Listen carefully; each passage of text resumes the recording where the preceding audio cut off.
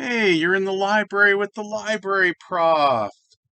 Here's the library. Wow, crazy library. And here's the prof. And today we're going to continue our deep dive into the subject of critical thinking in relation to rhetoric and writing. And we're going to do that by talking about the scientific method. So, if we're not engaging in self-deception, trying to ad hoc our way across the bridge from logical possibility to the actual truth of a matter, we see that we have a variety of genuinely powerful, seemingly objective tools ready to hand to help us reach beliefs that would appear to be rationally justified or warranted. We have logical possibility to help us. We have the three rules of thought. We have deduction, induction, and abduction. We have Occam's razor. These intellectual tools are all brought together in scientific method. In the practice of scientific method, one brings questions to the cosmos, generates competing theses or theories that are capable of falsification, tests theories, incorporates the best theories on offer into a coherent network of other best theories. So the scientific method is a sorting process for theses. It's about discovering theses survivors after an ordeal of testing, whether in or out of the lab. It's about the survival, as it were, of the fittest models or maps for navigating reality. In the scientific method, these fittest models are discovered in the way that the best gladiators in the ancient Roman arenas were discovered, by contrivances dreamed up for trial or testing. But in the case of science, these trials are not dreamed up by emperors, but by scientists. Scientists deploying scientific method. A theory that cannot be falsified, or that is phrased in such a way that it's impervious to new data, reality testing, or competition from competing theories, is not a scientific theory. Testing is a must. But aside from a theory being testable, by what general criteria is it to be judged in relation to other theories?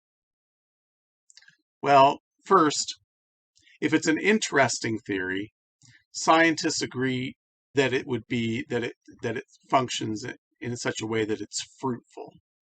That is, it makes predictions that pan out. It's not readily surprised by new data. It's not constantly requiring the addition of ad hoc premises to save it. Second, it has scope. That is, it explains a lot of things, not just, say, one or two things. Third, it slots into our already well-established background knowledge. For example, a theory of biology shouldn't contradict a well-established theory of physics. Fourth, it's simple. It doesn't multiply premises beyond necessity. It incorporates new data in a natural as opposed to a strained way. So, alongside testing, these can be posed as straightforward questions that you can bring to a theory. Is it testable? Is it fruitful? Does it have scope? Does it accord with our well-established background knowledge? Is it simple? Together, these concerns are sometimes referred to by scientists as the criteria of adequacy. So now, what's the role of abduction in all of this, right? So scientists are always engaging in acts of abduction, right? So remember, abduction is reasoning to the best hypothesis, but it's not enough to be adequate in our reasoning. Even if a theory passes through these 5 questions that I've just offered you as tests of a theory, and it passes through them with flying colors, it still has to survive the judgment of the 6th and final criterion, which is this: is it the best theory? It can't be merely a good, interesting, or adequate theory. It needs to be the very best one on offer. That's what abduction is. Reasoning to the best hypothesis.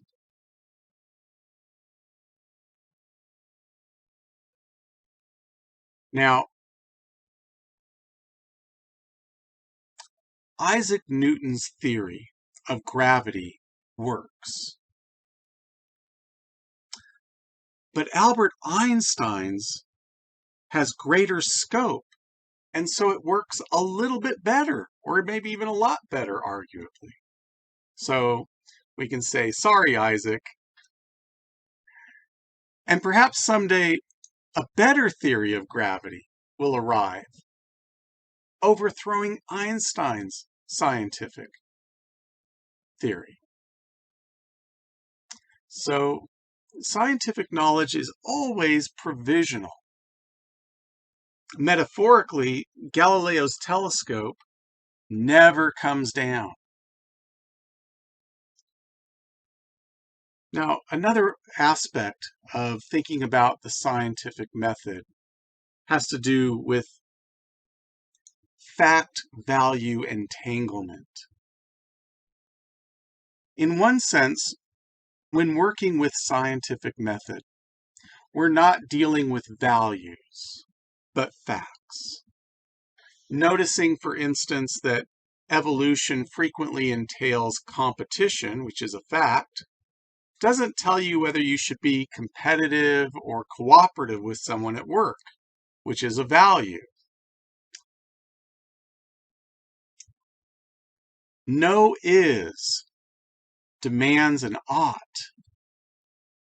It was the philosopher and historian David Hume, who lived between 1711 and 1776, who first made this important is-ought distinction. But while it is often crucial to maintain this is-ought distinction in reasoning, noticing when one is pointing to a fact, an is, and a value, an ought, it should also be observed that is and ought are difficult, arguably even impossible, to wholly disentangle in practice. Look again at the 6 criteria that scientists broadly agree should be deployed to reach the truth of matters and to lock down things we can take to be facts. A good theory, 1, should be testable. 2, should be fruitful. 3, should have scope. 4, should slot naturally into our already well-established scientific background knowledge. 5, should be simple. And 6, should be the best theory on offer. But notice all the shoulds in this list. In other words, our criteria for arriving at a thing we take to be a fact are laden with value statements. Facts should be this, facts should be that, etc. If, for example, we value the criteria of adequacy, then evolution is vastly more reasonable than, say, alien intervention in explaining the variety of species on our planet. But why should reality and the truth be a matter so readily testable? Why do we value fruitfulness, scope, and coherence? Why should the things we take to be facts be simple, possessing an economy of premises, rather than elaborate and complex, possessing a multiplication of premises? And isn't it obvious that there are many things that we take to be true that fail to meet one or more of the criteria of adequacy? Thus, even if we are convinced that we have adopted the best values and models for generally getting at the truth of matters, we cannot wholly disentangle the processes we have chosen to get at the facts from what we take to be the facts themselves. The criteria we value for bringing us to high confidence that we've reached the truth on a matter cannot, like a ladder, be kicked to the ground after reaching the roof. If we kick away the ladder, we lose our basis for certainty as to where we actually are. And yet our ladder, which includes the rungs of our value-laden criteria for reaching the truth, really only gives us the ability, if we are being honest, to proceed with caution about our statements of fact. Our values and models condition and infect our facts. Our human situation is such that we never have a wholly objective, value-free, and unmediated relation to reality, truth, and the good.